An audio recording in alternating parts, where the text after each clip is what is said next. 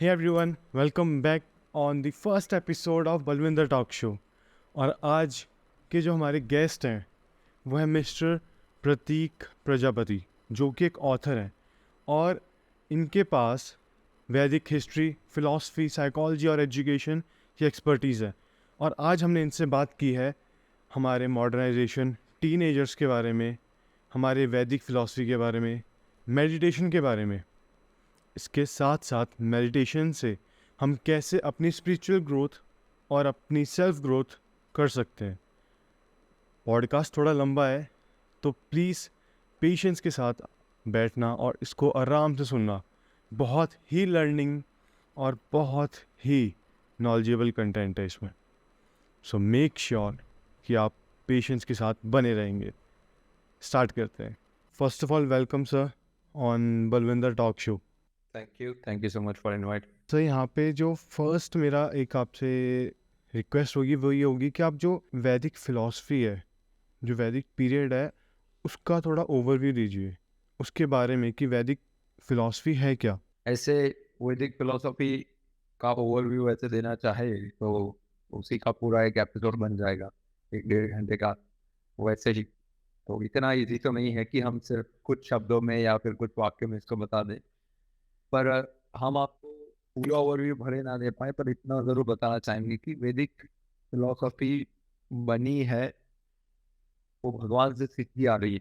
ऐसा नहीं है कि किसी ऋषियों ने बनाया है या फिर किसी ब्राह्मणों ने मिलकर बैठकर बना दिया है, ऐसा नहीं है। सीधा भगवान से आती है। इसके बारे में भी शास्त्र में यदि आप पढ़ोगे तो ज़्यादातर आपको उपनिषदों में और पुराणों में, यहाँ पर हर जगह पर आपको इसके बारे में जानने को मिलेगा। इनफैक्ट सारे शास्त्रों में कहीं ना कहीं वैदिक फिलोसॉफी का जो उद्देश्य है उसके बारे में डिस्ट्रीब्यूटेड वे में थोड़ा थोड़ा बताया है। आप उसमें भी पढ़ सकते हो। वैदिक फिलोसॉफी आखिर है क्या? जीवन की फिलोसॉफी है। हम इसीलिए उसको सनातन संस्कृति बोलते हैं। क्यों? सनातन का मतलब ये होता है कि जिसका कोई अंत ना हो, जिसका कोई आदि ना हो, जिसकी कभी शुरुआत नहीं हुई, ना ही कभी उसका कभी अंत होगा। और संस्कृति का मतलब है जीवन जीने का तरीका। तो सनातन संस्कृति का मतलब ये होता है कि जीवन जीने का अनादि तरीका, जो ऐसा नहीं है कि हाँ कुछ समय पहले, कुछ 100 ईयर्स पहले कोई आया था और इसने सिखाया था हमको कि हाँ ऐसे जीते हैं, या फिर ये ऐसा नहीं है। हमेशा से रहा है और हमेशा रहेगा। ये सनातन संस्कृति है और इसको इसको हमारे शास्त्र के अंदर डिटेल में बताया गया है। बेसिकली एक लाइफ लिविंग स्टाइल है, जिस तरीके से आपको जीना चाहिए, जिससे आप अपने जीवन को प्रॉपरली सक्सेसफुल बना पाओ, आपकी इच्छाओं की पूर्ति भी हो जाए और लोगों को भी समाज की भी प्रॉपरली सेवा हो जाए, भगवान की भी सेवा हो जाए, और अब आप इस जन्म मृत्यु जरावादी व्याधि का जो चक्कर है उससे भी आप निकल जाओ।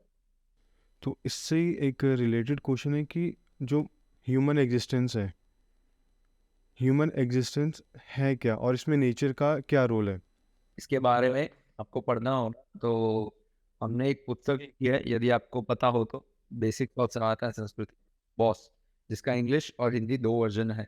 उसके अंदर हमने ना 11 चैप्टर बनाए हैं कुल मिलकर, हिंदी में बात करते हैं तो 11 अध्याय हैं।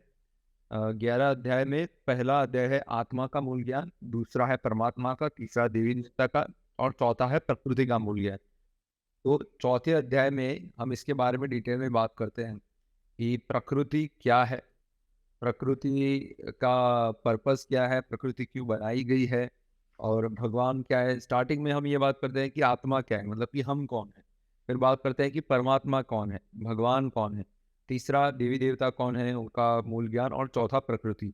तो ऐसे स्टेप बाय स्टेप आप ये जब समझते हो ना तो आपको पूरा पता चलता है कि एग्जैक्टली हमारा पोजीशन क्या है यहाँ पर इस एग्जिस्टेंस में, भगवान का पोजीशन क्या है, मेरा और भगवान का संबंध क्या है, प्रकृति का पोजीशन क्या है, मेरा और प्रकृति का संबंध क्या है, प्रकृति और भगवान का संबंध क्या है, इन तीनों का संबंध परस्पर क्या है, जिससे आप क्लियर हो जाते हो कि प्रकृति और प्रकृति में आपका क्या रोल है और आपको उसको कैसे लेना है, उसके अनुसार आप जान लेते हो।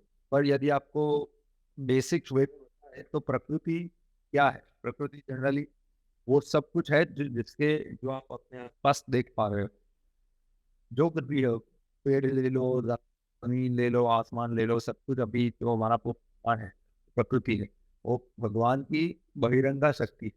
भगवान ने इसको बनाया है जिससे हम हमारी इच्छाएँ, जो हमारी इच्छा थी कि नहीं हमको भगवान से अलग होकर एन्जॉय करना है, जो कि हमारी पति थी जिसकी वजह से हम यहाँ पर आए। तो उस वजह से भगवान ने प्रकृति बनाई। भगवान की अपनी प्रकृति अलग है, जो अंतरंगा शक्ति होती है, बहिरंगा शक्ति होती है।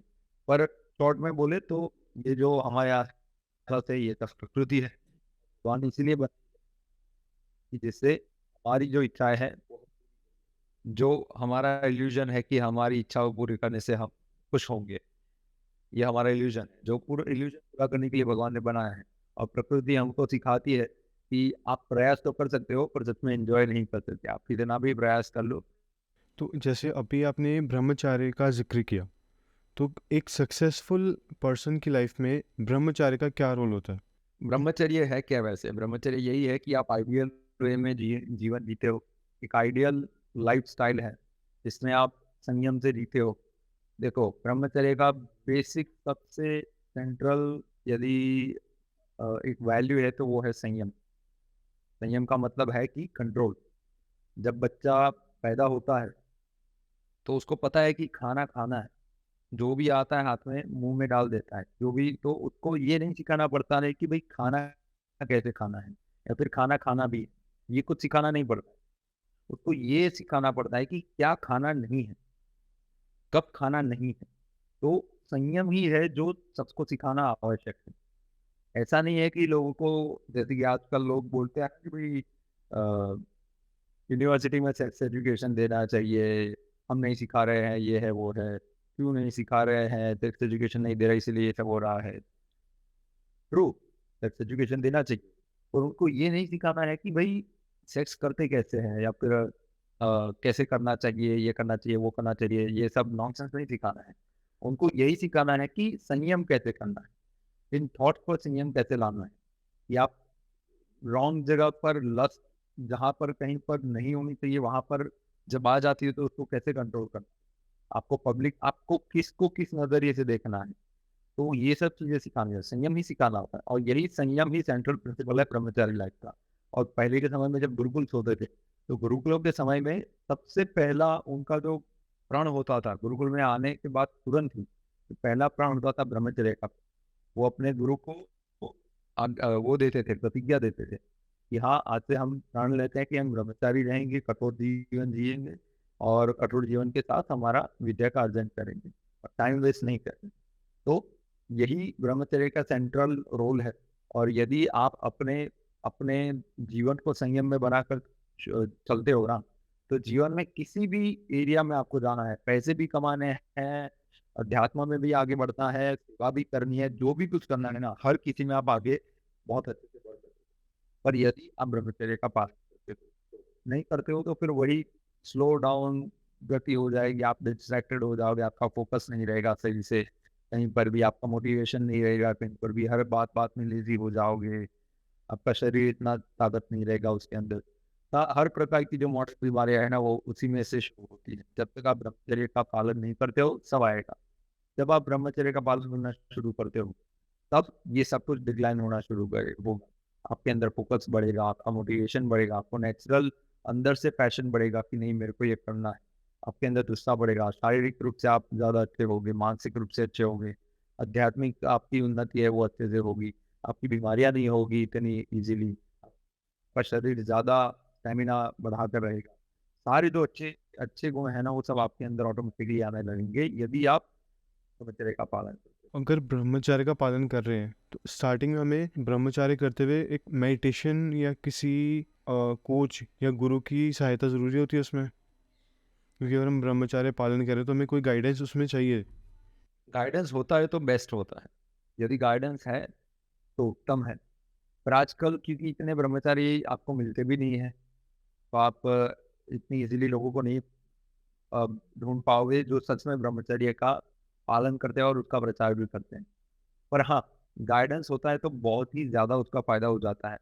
पर क्योंकि हर किसी को इतनी ईज़िली नहीं मिल पाता, इसलिए हमारा अभी जो नेक्स्ट बुक आ रहा है, हमारे अब तक 2 बुक आए हैं, वैसे गिने तो 3। एक पहला बुक है जो तो बेसिक्स ऑफ सनातन संस्कृति, बौद्ध पुस्तक जिसको कहते हैं। उसके बाद हमने यह पुस्तक लिखा जिसका नाम है वैदिक दिनचर्या। और इसके बाद अभी हमारा जो तीसरा पुस्तक आ रहा है वो ब्रह्मचर्य है। उसका नाम ही यही है, ब्रह्मचर्य, the ultimate action book for ब्रह्मचर्य। और इस बुक के अंदर हमारा अब तक का जितना एक्सपीरियंस है, हमारा एक्सपीरियंस है और ब्रह्मचार्य का एक्सपीरियंस है जिनके साथ हम रहे हुए हैं आश्रम में 1.5 साल तक, फिर जो हमने शास्त्र पढ़े उसके अंदर जो ब्रह्मचर्य के जो नियम बताए हैं, प्रैक्टिकल हमारा एक्सपीरियंस रहा है कि आजकल के जीवन में जो हम प्रॉब्लम फेस करते हैं उन सभी का जवाब, पूरा गाइडेंस हम एक बुक में बना कर रखते हैं। यदि कोई इंसान वह बुक पढ़ता है, ब्रह्मचर्य पुस्तक पढ़ता है, तो हम गारंटी देते हैं उसका ब्रह्मचर्य पालन इतना इजी हो जाएगा, उसके लिए इतना क्लियर हो जाएगा। इजी तो हालांकि उसी के ऊपर डिपेंड करता है कि भाई वो कितना पालन करता है, वो हम भूल जाए, पर वो इतना क्लियर हो जाएगी इन सब चीज़ों को लेकर कि उसको कोई प्रश्न नहीं रहेगा कि भाई ये कैसे करना है। फिर वो उसके ऊपर वेल है, डेफिनेटली सब पढ़कर आपको क्लियर है कि इसके ये फायदे, इसके ये नुकसान है, इसको ये नहीं करना है, ये करना है, ये नहीं करना है। सब पढ़ने के बाद भी यदि आपको वही करना है तो फिर तो वो अलग बात होगी। फिर तो हम कोई भी, भगवान भी अगर आपको सारा ज्ञान दे दे फिर भी आपके ऊपर कोई फर्क नहीं पड़ने वाला। पर यदि आपने वो पढ़ लिया ना, सूनर और लेटर उस समय के अंदर भी कुछ भी करके आपका ब्रह्मचर्य का जो पालन होना वो शुरू हो ही जाएगा ऑटोमेटिकली। शायद में स्टार्टिंग में थोड़े आप रुक सकते हो पर बाद में हो जाएगा। हम उसको, इस बुक को ही ऐसे स्ट्रक्चर कर रहे हैं कि हर किसी को मजबूर कर देगा कि भाई करना ही होगा, चलेगा ही नहीं। तो उस प्रकार से हम ये पुस्तक लिख रहे हैं, तो किसी को गाइड की जरूरत इतनी पड़ेगी नहीं, कॉमन गाइडेंस हर चीज को मिल जाएगा। बाकी गाइड हो तो ऑब्वियसली बहुत सही। मैं आप मेडिटेशन करते हो? एक क्वेश्चन मेरा, तो मेडिटेशन का वैदिक जो पीरियड था उससे क्या कनेक्शन है, और हम उसको मेडिटेशन से कैसे अपनी स्पिरिचुअल ग्रोथ और सेल्फ ग्रोथ कैसे कर सकते हैं? वेल, मेडिटेशन के बहुत सारे प्रकार हैं, सबसे पहली बात तो। और मेडिटेशन करने के लोगों के इंटेंशंस भी बहुत सारे होते हैं, अलग अलग इंटेंशन के साथ लोग मेडिटेशन करना शुरू करते हैं। आजकल जो ज़्यादातर मेडिटेशन करते हैं लोगों को ये लगता है कि हम भी मेडिटेशन करें तो बोले शांति मिले हमको, या फिर हमारा मेंटल पीस हमको मिले, और हमारा ये डिप्रेशन है, एंजाइटी है, वो सब का हो। डेफिनेटली ये सब होता है, इन सब का फायदा होता है डेफिनेटली, इसमें कोई भी गलती नहीं है कि भाई हाँ उससे नहीं होगा, ये सब होगा। पर ये छोटे मोटे फायदे, मेडिटेशन का सेंट्रल गोल है आपको भगवत प्राप्ति, भगवान को प्राप्त करना। ये हमारे मेडिटेशन का मेन मेन जो आशय है वो यही। मेडिटेशन का मतलब हिंदी में क्या होता है? ध्यान। ध्यान शब्द भी कहाँ से आता है? ध्यान आता है हमारे अष्टांग योग का एक एक भाग है।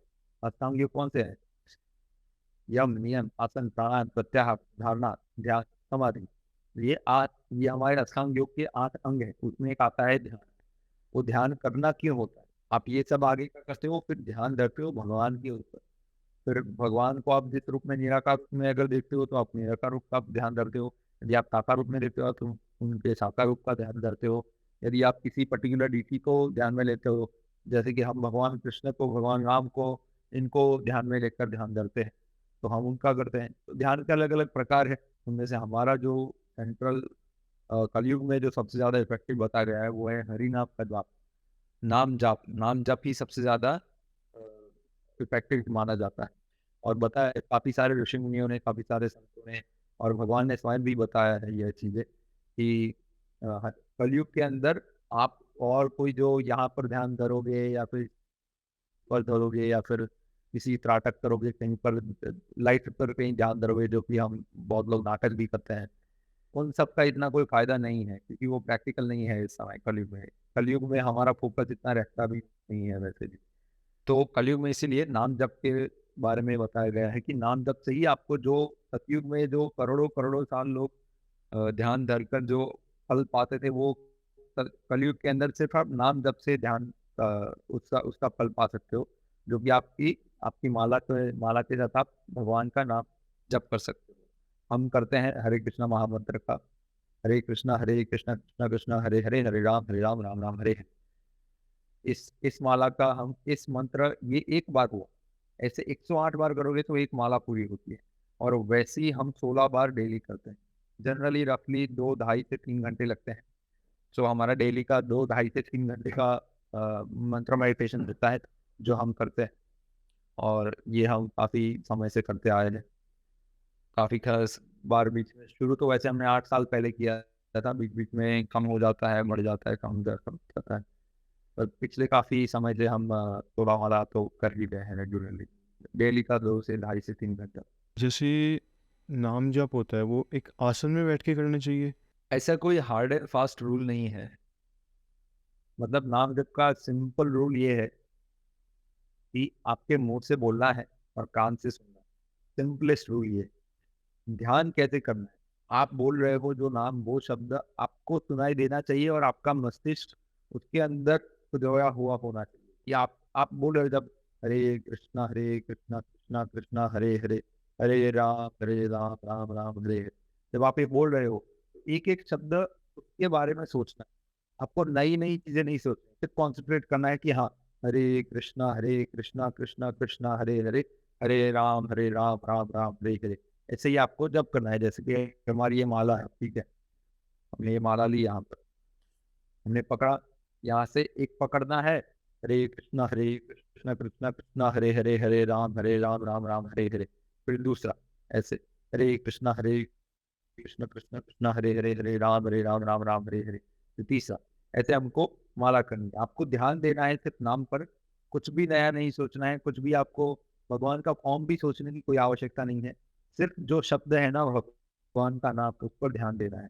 ये है भगवान के नाम का जप।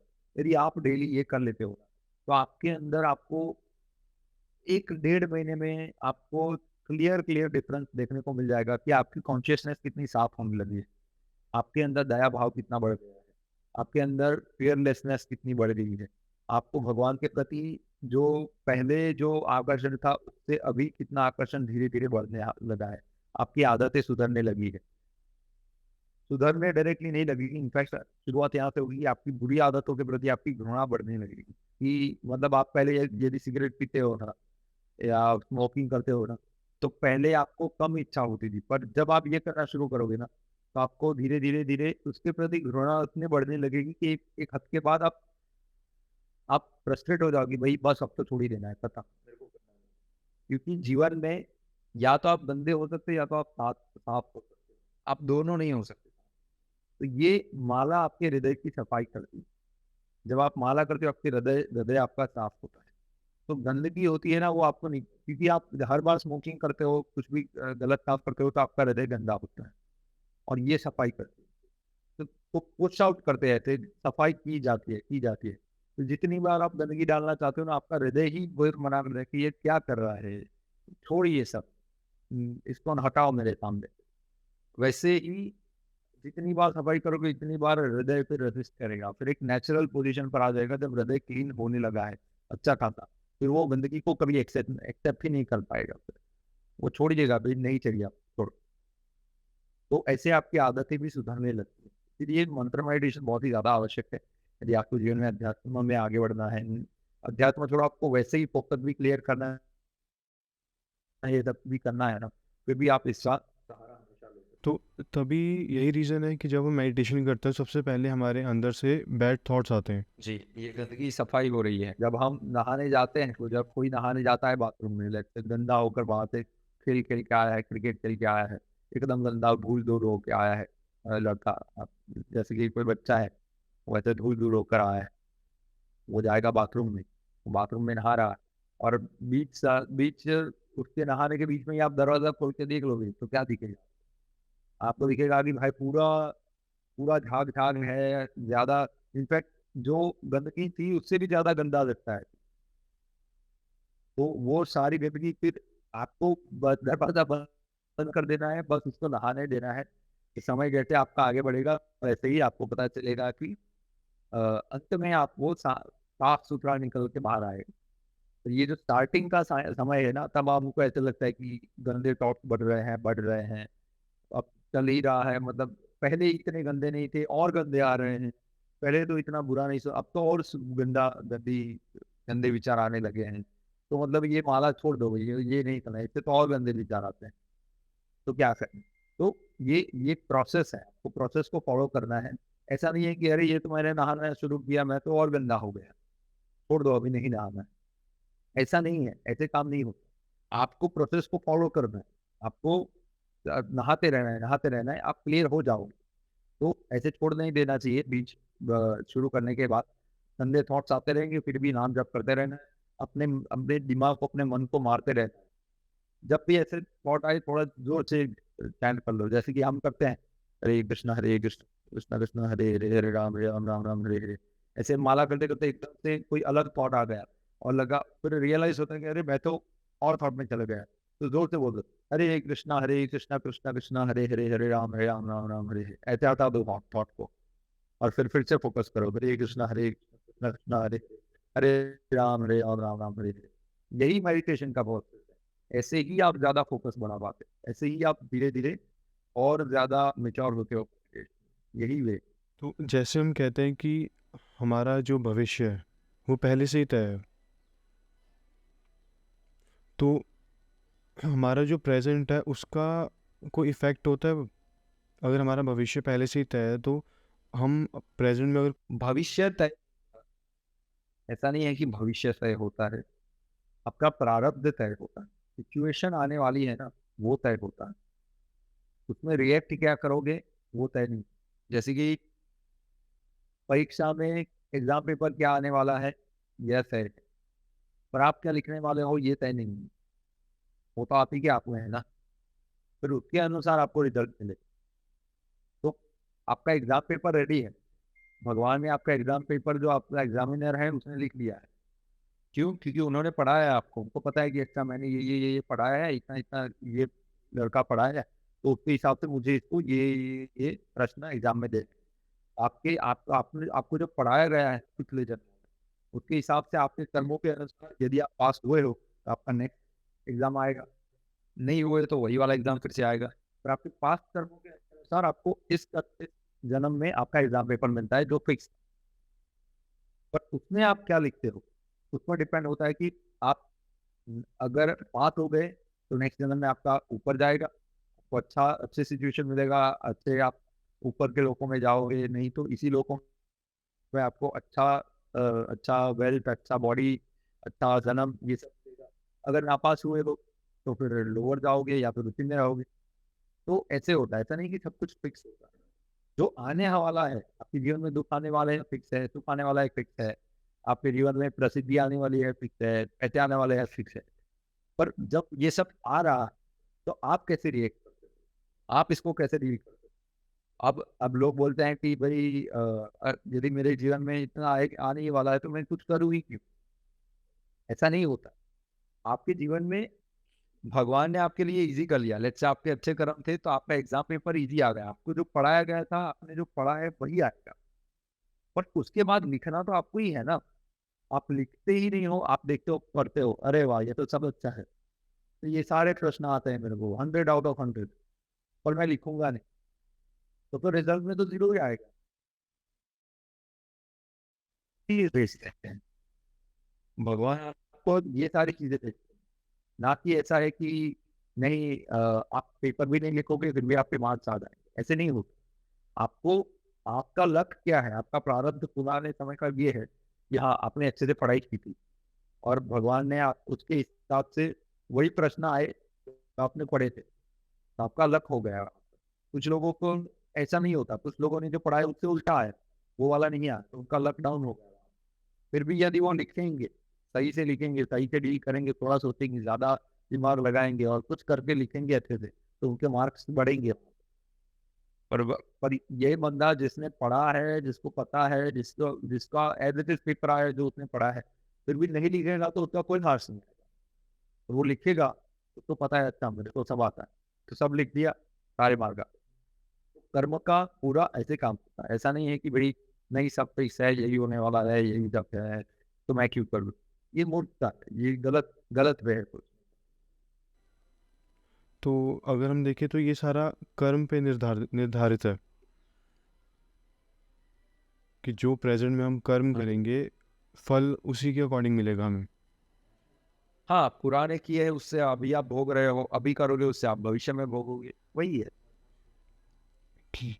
तो अब तक जैसे आप वैदिक फिलॉसफी के ऊपर काम कर रहे हो, तो अब तक आपकी कोई मिसकंसेप्शन आपके सामने आई हो या कोई मिसअंडरस्टैंडिंग ऐसी कि ये गलत हो रहा है, म- असल सच्चाई ये है, कोई फैक्ट ऐसा हो?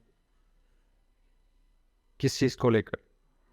किसी भी चीज़ को लेके, क्योंकि सोशल मीडिया पे बहुत सारे फैक्ट चलते हैं, कोई मिसकंसेप्शन सोशल आपके मीडिया तो सामने आया? वैसे भी गंदगी है, अधिकतर गंदगी ही है। अधिकतर चीजें आप जो सोशल मीडिया पर देखते हो, 99% ऑफ चीजें सारी गलत ही होती है। और जरूरी नहीं है कि सिर्फ बोल रहे हैं वो गलत है, उसको बताने का तरीका गलत हो सकता है, उसका इंटेंशन गलत हो सकता है। इंटेंशन सही हो तो फिर वो जो वे उन्होंने चूज किया है वो गलत हो सकता है। मोस्ट ऑफ द चीजें इनफैक्ट गलत ही होती है। इसलिए हमेशा शास्त्र में ये क्लियर है कि हमेशा आपको ज्ञान परंपरा से लेना चाहिए, ऐसे ही मन गलत किसी से भी नहीं लेना, कहीं से भी कुछ भी मत उठाओ। कोई भी कुछ भी पढ़ लेता है, उसको लगता है कि नहीं मेरे को समझ आ गया, मैं समझा दूंगा, मैं समझाने लगता है, तो ठीक चलता है। आपको परंपरा से सीखना, आपको गुरु शिष्य परंपरा में सीखोगे ना, तो जो सही नॉलेज है वो आप में ट्रांसफर होगा। वरना आप कुछ भी उसका मीनिंग बनाकर कुछ भी समझा दोगे, और दुनिया में अभी जैसे डोंगी बाबा चल ही रहे, तो आपके जीवन में कोई फर्क नहीं आएगा। फर्क आएगा भी तो क्या, आप तमोगुण से रजोगुण में उठ उठ जाओगे, कुछ थोड़ा थोड़ा यहाँ वहाँ हो जाएगा, पर जो अल्टीमेट गोल है हमारा, वो आप कभी नहीं पा पाओगे ऐसे रैंडम लोगों से सुनकर। आप चक्रास के बारे में थोड़ा डिफाइन कर सकते हो? चक्रों को लेकर आजकल लोग ज्यादा ही ऑब्सेस्ड हैं, पर आई वुड सजेस्ट कि इतना ज्यादा ऑब्सेशन की कोई आवश्यकता नहीं है, क्योंकि आप जिस समय में जी रहे हो, चक्रों को एक्टिवेट करना, फिर उनको वो करना, ये सब बहुत दूर दूर की बात, बहुत ही दूर दूर की बात है। ऐसे नहीं बोल रहे कि नहीं हो सकता है, पर जो मॉडर्न टाइम में हो रहा है ना, कि भाई वर्कशॉपें हो रही है कि भाई 40,000 दो, हम आपके चक्र एक्टिवेट करवा देंगे, ये वो कर देंगे, ये सब बकवास है। हाँ, अरे म्यूजिक की बात कर रहे हो आप लोग, हमने ऐसे ऐसे वीडियो देखे हैं फॉरेन कंट्रीज में तो, कि ऐसे ऐसे हिलते हिलते हिलते हिलते उनको ऐसे ऐसे ऐसे करके उनके चक्र एक्टिवेट करवाए जा रहे हैं। और डांस कर रही है लड़कियां छोटे छोटे कपड़ों में, और उससे उनके चक्र एक्टिवेट करवाए जा रहे हैं। तो सब नॉनसेंस है। बियर योगा आता है, फिर लोग बीच योगा करते हैं, सब नॉनसेंस प्रकार की चीजें होती है। शास्त्र पढ़ो, सबसे पहली बात यह आती है कि चक्र आपको एक्टिवेट करना, ये सब करना है, तो ये सारी चीजें सबसे पहले पब्लिक में नहीं होती। सबसे पहला रूल तो ये, आपको जाना पड़ता है जंगल, जहाँ पर आपको नेचर के बीच में रहना पड़ता है। वहां पर किसी भी लोगों से आप ज्यादा से ज्यादा आपका सोशल कांटेक्ट आप साधुओं से रख सकते हो, जो वहां पर आप छोटी छोटी चीजें हैं जो आपको ध्यान में रखनी पड़ती है। आपका आपका आहार धीरे धीरे कम करना होता है। आप पहले जीते हो खाने पर, नॉर्मल खाने पर, उसके बाद फिर फ्रूट पर आ जाते हो, फलाहार पर, उसके बाद सिर्फ दूध पर, उस पर आ जाते हो, उसके बाद सिर्फ पानी पर आ जाते हो, उसके बाद सिर्फ वायु पर आ जाते हो, फिर वायु भी आप धीरे धीरे कम करने लगते हो, फिर उसको कम करते करते, वैसे ही ये पूरा लीनियर स्टेज। वैसे आप अपने आप को अपने बॉडी से डिफरेंट गिनना शुरू करते हो। फिर आप रियलाइज करते हो कि नहीं, मैं ये बॉडी नहीं हूँ, मैं आत्मा हूँ। फिर आपका सेपरेट रियलाइजेशन होता है कि नहीं, आप फिर अपने आप को उस बॉडी से बाहर निकाल सकते हो, और देख सकते हो कि हाँ, वो तो साक्षी भाव कहते हैं, और साक्षी भाव, आप फिर साक्षी भाव से ये सब देख सकते हो। फिर ये सब कहीं कहीं दूर की बातें हैं, और आजकल जो हो रहा है ना, वो सब कुछ नॉनसेंस है। इसलिए हम एनकरेज करते ही नहीं लोगों को कि ये चक्र और इन सबके हमें पड़े। कलयुग में ये वैसे भी नहीं बताया गया है, ठीक है। बार बार सारे पुराणों, शास्त्रों, रामायण, महाभारत, हर जगह पर बताया गया है कि भाई कलयुग में आधार सिर्फ आपका हरिनाम है, तो हरिनाम पर फोकस करो, और कहीं पर किसी भी और चीजों पर फोकस करने की आवश्यकता नहीं है। सिर्फ भगवान के नाम पर आपका फोकस करना है, यही करना है। तो शास्त्र और शस्त्र को हम कैसे देख सकते हैं? शास्त्र पढ़ोगे, वैसे शास्त्र एक्सटर्नल डेवलपमेंट के लिए भी है, पर ये बहुत वैसे बहुत ही ज़्यादा ब्रॉड टॉपिक हो जाएगा इस पर यदि आप हम डिस्कशन करेंगे। और फिर भी शास्त्र शस्त्र दोनों आवश्यक है। हमारे हमारे सनातन परंपरा में हर किसी को अलाइन किया गया है इन सब चीज़ों के लिए कि भाई आपको ये करना है, इसको ये करना है, इसको ये करना है, ठीक है। क्षत्रिय के लिए शास्त्रों से अधिक महत्व शस्त्र का रहता है और ब्राह्मणों के लिए शस्त्र का अधिक महत्व रहता है शस्त्रों से, शास्त्रों का अधिक महत्व रहता है शस्त्रों से। वैसे ही जो वैश्य है उनके लिए डिफरेंट होता है, शूद्रों के लिए डिफरेंट होता है, तो हर किसी का अपना अपना महत्व बताया गया है। जैसे कि आप हो जो सिख कम्युनिटी है, उनके उनका शुरुआत ही इसी से हुआ था कि आपका आप मेजरली क्षत्रिय कम्युनिटी, आपका आपका धर्म ही है कि आपको शस्त्र सीखना ही है। शास्त्र आप सीख सकते हो पर आपका प्रायोरिटी सबसे पहले शस्त्र होना चाहिए कि आप, और शास्त्र नहीं सीखोगे तो वैसे भी शस्त्र नहीं चला पाओगे ठीक से, वरना गलत दिशाओं में चला पाओगे। अभी दुनिया में अभी चल रहा है, आप देख रहे होंगे कि सिख कम्युनिटी में एक छोटा सा समुदाय है जो कहीं पर भी घूमा जा रहा है, वो शस्त्र, वो अपने मुख्य जो उनके धर्म से उनसे दूर होकर वो स्वार्थ के ओर चला जा रहा है। तो ये भी हो रहा है, तो वो क्यों हो रहा है? क्योंकि वो लोग शास्त्र को गलत रूप से ले रहे हैं। सही रूप से लो आप, तो आप भी समझोगे कि भाई हाँ, सिख कम्युनिटी का काम ही है क्षत्रिय बनना, लोगों की रक्षा करना। इसी के बेसिस पर, तो इसी प्रिंसिपल्स पर तो पूरी सिख कम्युनिटी का पूरा बेसिस बनाया गया है। तो यही है, शस्त्र शास्त्र दोनों ही आवश्यक है। और अभी के समय में तो हम बोलते हैं कि अधिकतर लोगों को दोनों का, शास्त्र का तो ठीक है, शास्त्र का डायरेक्ट ज्ञान हर कोई ले भी नहीं सकता। जिनका जिनका स्वभाव है, जैसे कि सिख कम्युनिटी में नेचुरली उनका ब्लड ही गर्म होता है, मतलब उनका खून ही गर्म होता है, उनके अंदर स्वभाव होता है एक पैशन का नेचुरली, इसलिए उनके लिए क्षत्रिय बनना भारी नहीं होता ये सब करना।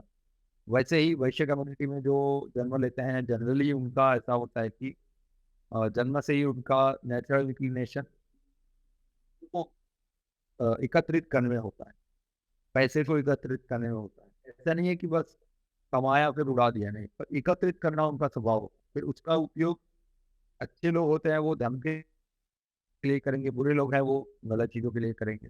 और उनका स्वभाव वैश्य का ये होता है। शूद्र का स्वभाव होता है कि वो हमेशा सेवा करना चाहता है, वो हमेशा चाहता है कि हम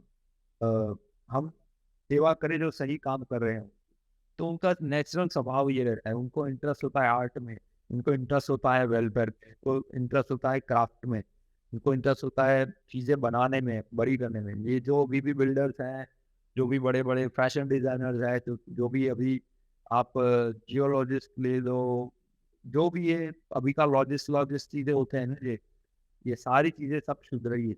इंजीनियर भी ले लो, बड़े बड़े सब शूद्र कम्युनिटी में ही आते हैं। तो ये सब शूद्र वाला पार्ट हो गया, ठीक है। और ऐसे ही एक क्षत्रिय कम्युनिटी के हाथ में सबसे ज्यादा शस्त्र रहना चाहिए।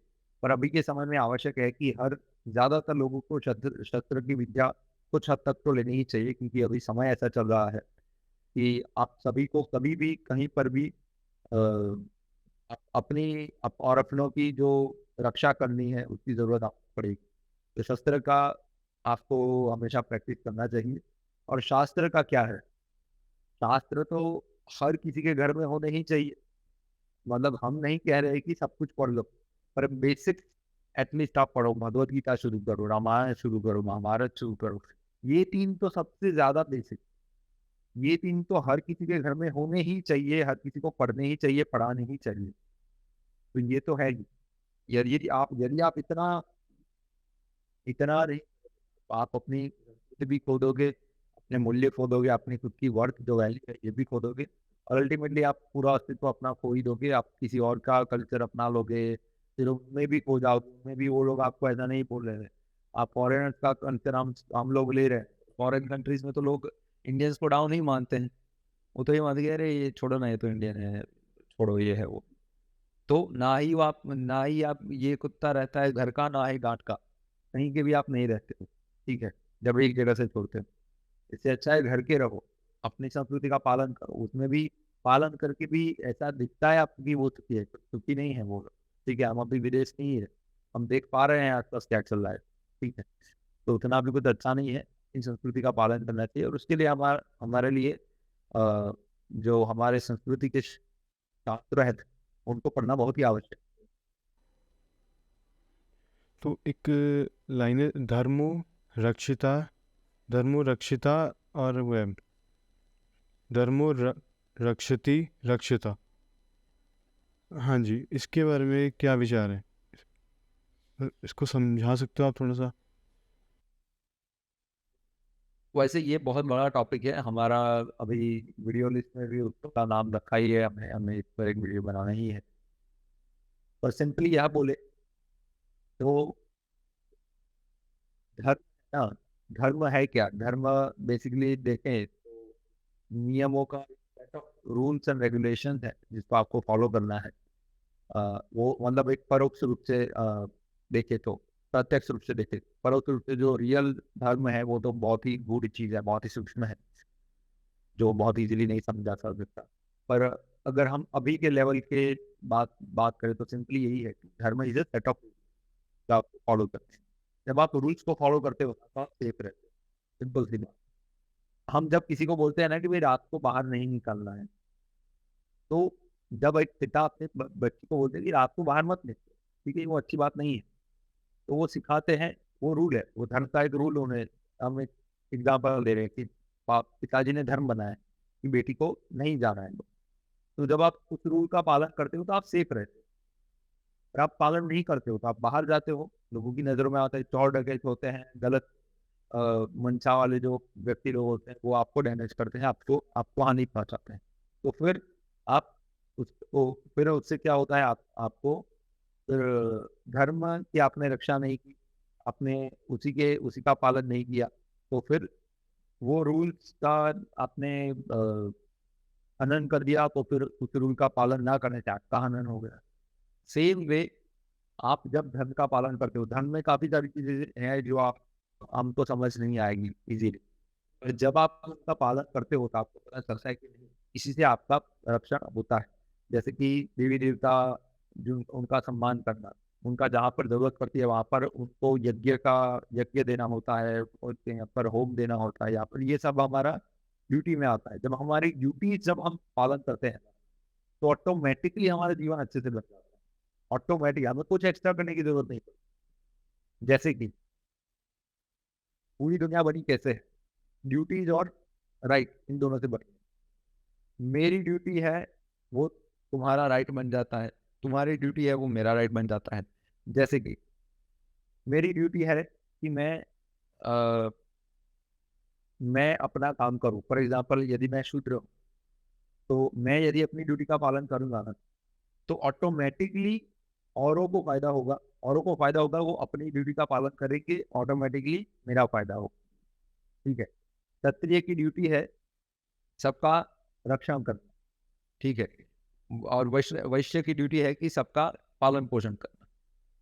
तो जब क्षत्रिय अपना अपना धर्म का पालन कर रहा है, तो वैश्य भी अच्छे से अपने धर्म का पालन कर पा रहा है। यदि क्षत्रिय रक्षण नहीं देगा तो यहाँ पर वैश्य कमाई कैसे कर पाएगा?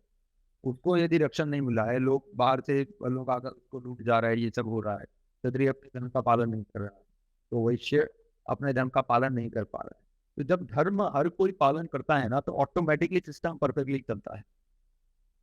और जब नहीं करते हैं ना, कहीं पर छूट जाता है, कोई ये नहीं करता, ये नहीं करता है, तो फिर वो अपना ही और अपनों का ही पतन करना शुरू करता है। तो धर्म की रक्षा करते हो आप, तो ऑटोमेटिकली सब चलता है। जैसे कि बारिश आने का शास्त्रों में एक मेन रीजन बताया कि जब आप इंद्रदेव का जो आप अर्पण करने होते हैं, होम यज्ञ जो अर्पण करने होते हैं, और जो रेगुलरली आपको जो करना होता है, जो सेक्रीफाइसेस देने होते हैं, वो जब करते हो तो ऑटोमेटिकली बारिश समय पर होती है, क्योंकि ये सृष्टि का नियम है, बारिश के नियम है। अब वो धर्म का पालन छोड़ दिया आपने, बेसिकली आपने अपनी ड्यूटी नहीं निभाई, तो फिर आप अपने आप को ही प्रॉब्लम में डालते हो। वैसे ही आप पूरी सृष्टि का चक्र है वो छोड़ देते हो, फिर आप प्रॉब्लम में आ जाते हो। तो हम अगर धर्म की रक्षा करते हैं तो धर्म, ये जो पूरा सिस्टम है, वो हमारी रक्षा करेगा। हम सिस्टम में हमारा जो ड्यूटी है वो पूरा करेंगे, तो सिस्टम हमारे प्रति जो ड्यूटी है वो पूरा करेगा। यदि हम नहीं करते हैं तो फिर अल्टीमेटली हम प्रॉब्लम में आ जाए और सिस्टम को फुलफिल नहीं कर पाएगा। तो यही मेन एक जनरलाइज्ड मीनिंग है, यदि हम बोले तो यही है कि हमें सिस्टम में हमारा जो काम है, हमारा धर्म है, उसका रक्षा करना है, उसका पालन करना है, ऑटोमेटिकली सिस्टम सही से चलेगा और हमारा जो पोषण होना है वो हो जाएगा ऑटोमेटिकली। तो एस एन ऑथर जो आपने बुक्स लिखी है, तो उसमें एक आपकी बुक है बॉस, बेसिस ऑफ सनातन संस्कृति, तो उसके बारे में आप थोड़ा डिस्क्राइब करिए। हम आपको जरूर ब्रीफली बताते हैं। सनातन संस्कृति का मूल ज्ञान, उसके दो वर्जन बनाए हैं हमने, एक हिंदी है और एक अंग्रेजी है। जो हिंदी है इसका नाम सनातन संस्कृति का मूल ज्ञान, अंग्रेजी है जिसका नाम है बेसिक्स ऑफ सनातन संस्कृति। और जो यह बेसिक्स ऑफ सनातन संस्कृति है उसको हमने, हमारे जो 8 साल का जो हमारा रिसर्च है सनातन संस्कृति का, उसका सारा ज्ञान हमने एक पुस्तक में बनाकर रखा है। ये पुस्तक पढ़ने के बाद कोई भी इंसान हमारी संस्कृति को लेकर जरा भी कंफ्यूज नहीं रहेगा, जरा भी कंफ्यूज नहीं रहेगा। उसके सारे जो प्रश्न है ना वो एक ही पुस्तक में आपको जवाब मिल जाएंगे। इस पुस्तक में इस पुस्तक में हमने, वैसे एक्चुअली जब हमने पहली बार ये रिसर्च किया था तो हमने ये 1200 पेज का पूरा पूरा हमारा डॉक्यूमेंट था। उस 1200 पेज में से हमने कम करते करते करते पर आखिर में 250 पेज का हमने पुस्तक बना। पर इंफॉर्मेशन फिर भी 1200 पेजेस की है। इंफॉर्मेशन जरा भी कम नहीं हुई है, परंतु पेजेस कम हो गए हैं। और इसको इस कॉम्पैक्ट वे में लिखा है कि आप हर पेज पर आपको 15-15 पेज का नॉलेज आपको मिल जाएगी। इसीलिए एक पुस्तक में सारे ग्रंथों का हमने क्रक्स बनाकर इसमें रखा है। इसके 11 मेन चैप्टर हैं। Basics of soul, basics of super soul यानी कि परमात्मा, basics of demigods, basics of nature, yoga, dharma, karma, cosmos, time, वैदिक शास्त्र और सनातन। इन 11 चैप्टर में हमने सारे पूरे इस ज्ञान को बाइफरकेट किया है, अच्छे से हमने डिवाइड कर कर बनाया है। आपको ज़्यादा जानकारी चाहिए है तो आप अमेजोन पर जा सकते हो और बहुत बुक ऐसे लिख दो, बहुत बुक मिल जाएगा, वेरिफिकेशन लिखो फिर भी मिल जाएगा आपको।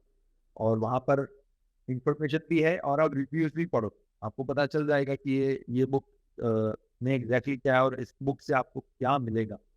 उसके बाद ये पढ़ने के बाद आपको ये पता चल जाएगा कि वैदिक जो हमारा सनातन संस्कृति है वो है क्या, फिर उसको जीवन में कैसे उतारना है वो आपको इस पुस्तक से पता चलेगा। जो हमारा सेकंड बुक है वैदिक दिनचर्या, के अंदर हमने सारा डिटेल में बताया है कि आप डेली अपने जीवन में क्या क्या बदलाव ला सकते हो, जिससे आप धर्म को जीवन में उतार सकते हो और इंस्टेंटली अपने जीवन में आप चेंजेस देखना शुरू कर सकते हो। पहले ही दिन से आपने ये करना शुरू किया, आप पहले ही दिन से अपने जीवन में बदलाव देखना शुरू करो।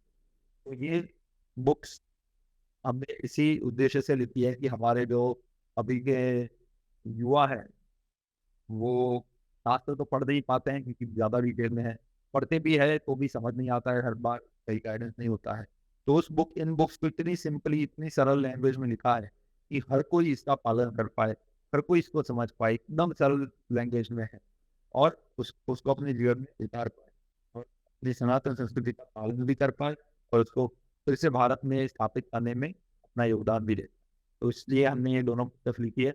आपको किसी को, यदि आपके ऑडियंस में से किसी को चाहिए है तो आप अमेजोन पर जाकर और हमारी वेबसाइट है education.world में भी आप इसको पा सकते हो और हमारी वेबसाइट से आपको कम दाम में भी मिल जाएगी, तो आप वहाँ से भी आ सकते हो। तो बहुत बहुत धन्यवाद आपका, इतनी सारी इन्फॉर्मेटिव आपकी नॉलेज जो आपने शेयर की है। और मैं ज़रूर चाहूँगा जो आपकी नेक्स्ट बुक आ रही है ब्रह्मचार्य, वो जब भी आए मैं इन पर्सन आपसे मिल के उसके ऊपर ज़रूर बात करना चाहूँगा और सीखना चाहूँगा उसके बारे में, क्योंकि बात करके इतनी पॉजिटिव एनर्जी आई है कि तो मिलना तो मैं ज़रूर चाहूँगा आपसे। और मैं ज़रूर आपसे रिक्वेस्ट है कि जब आपकी नेक्स्ट बुक आए ब्रह्मचार्य, तो हम एक पॉडकास्ट उसके ऊपर, क्योंकि वो बहुत इम्पॉर्टेंट टॉपिक है इस टाइम की जो करंट सिचुएशन है, जो टीनेजर्स हैं उनके लिए। तो ये रिक्वेस्ट है कि आप उस टाइम भी आप अपना ये कीमती समय ज़रूर दें हमें। जरूर जरूर अवश्य हम प्रयास करेंगे कि जल्दी से जल्दी आपको सर्विस ला दें। जुलाई तक आ जाएगा, जुलाई जुलाई के एंड तक हम लाने का प्रयास कर रहे हैं। लेट्स सी कैसे हो सकता है। तब तक आप भी ऐसे ही ज्ञान का प्रचार करते रहो। आपके पास यह पुस्तक है क्या अभी?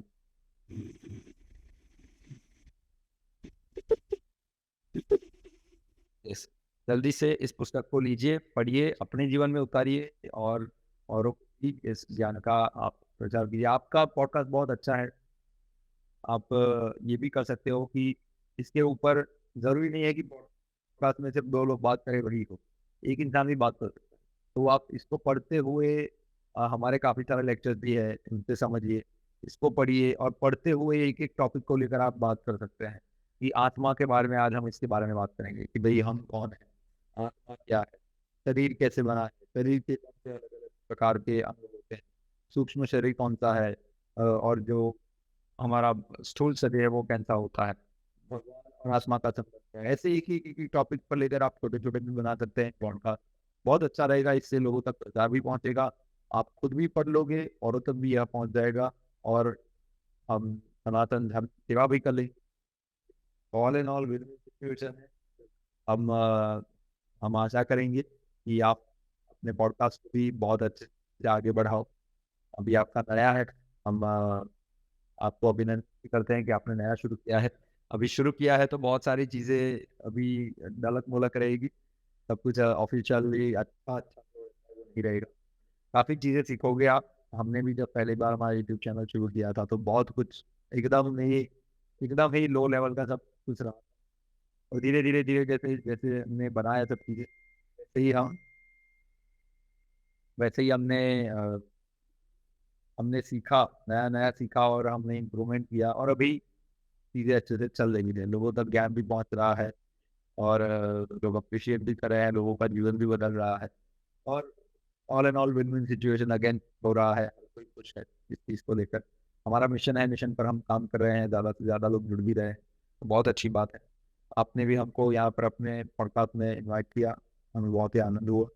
मैं आशा है कि हमारे इस जो भी हमने छोटा-सा इस 1 घंटे के वीडियो में आपको कन्वर्सेशन में जो भी छोटा कुछ ज्ञान दे पाए, उसको आप सब लोग जो लोग सुन रहे हैं सब अपने जीवन में उतारेंगे और खासकर हमारा आप सबसे निवेदन है कि कृपया ये पुस्तक लीजिए और इसको पढ़िए और इस ज्ञान का जितना भी प्रचार हो सके जी, बहुत-बहुत धन्यवाद।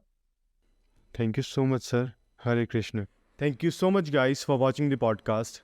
और उन्होंने जो टिप्स दिए हैं, उन्होंने जो बातें कही हैं, उनको याद रखना और उसको अप्लाई ज़रूर करना।